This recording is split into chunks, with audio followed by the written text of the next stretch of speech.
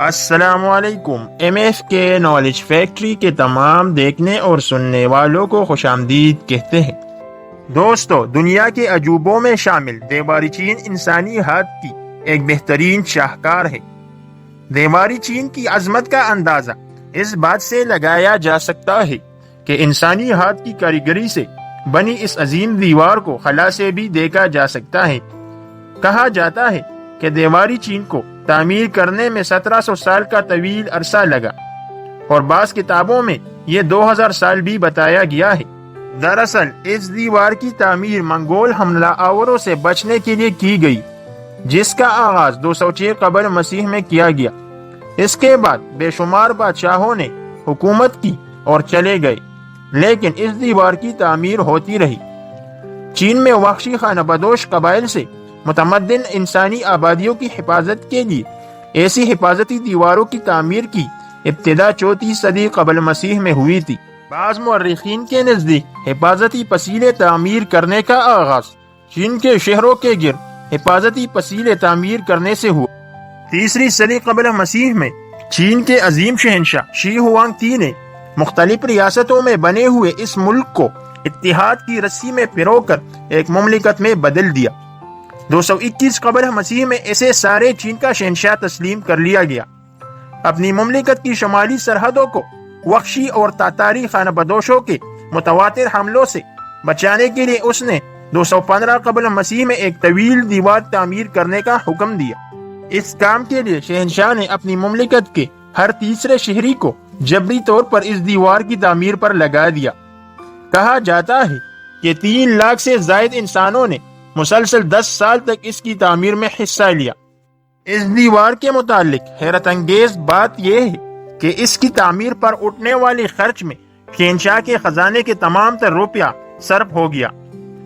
یہ دیوار صرف مٹی اور پتھروں اور جبری مشقت سے تعمیر کی گئی تھی، اور اس دیوار کے صرف کچھ مشرقی حصے ہی اینٹوں سے تعمیر کیے گئے۔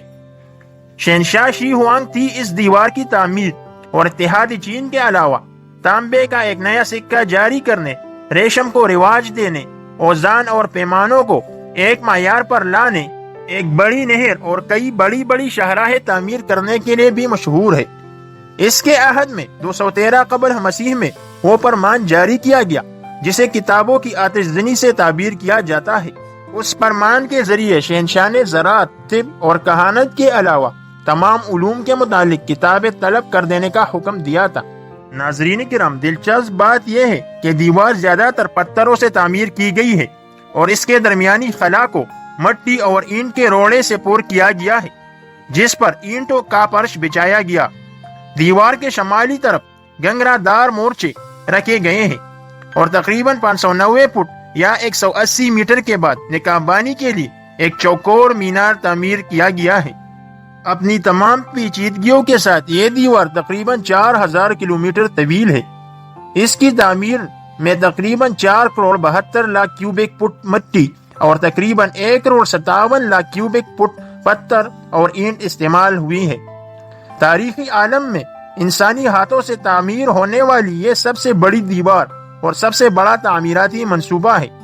اب ہر سال اس دیوار پر ایک میراتھن منعقد ہوتی ہے جس میں 2500 افراد حصہ لیتے ہیں۔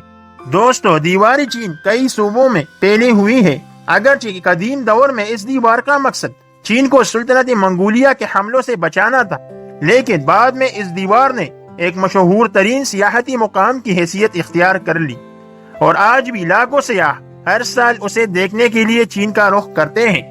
6000 میل طویل دیوار جو چین کی سرزمین کو دشمنوں سے بچاتی رہی ہے، آج خود تحفظ کی متقاضی ہے۔ یہ دیوار اپنا 1/3 حصہ کھو چکی ہے۔ دیواری چین کے بیجنگ میں واقع حصے کی تو مناسب دیکھ بھال ہو رہی ہے، لیکن باقی دیوار کا کوئی پرسان حال نہیں۔ تاہم اب اس کے ارد گرد واقع چینی دیہات کے رہائشیوں نے اس کی دیکھ بھال کا بیڑا خود اٹھا لیا ہے۔ ناظرین کرام، اس دیوار کی لمبائی مختلف بادشاہت میں مختلف رہی ہے، تاہم سب چینی بادشاہوں کے دور حکومت کو ملا کر اس کی لمبائی 21000 کلومیٹر یعنی 13000 میل سے زائد ہے، جس کا اعلان 2012 میں چین کے محکمہ ثقافت نے کیا۔ تو دوستو آپ کو ہماری یہ ویڈیو کیسی لگی؟ پسند آنے کی صورت میں لائک، کمنٹ اور شیئر ضرور کیجیے گا۔ ملتے ہیں اگلی ویڈیو میں۔ اللہ حافظ۔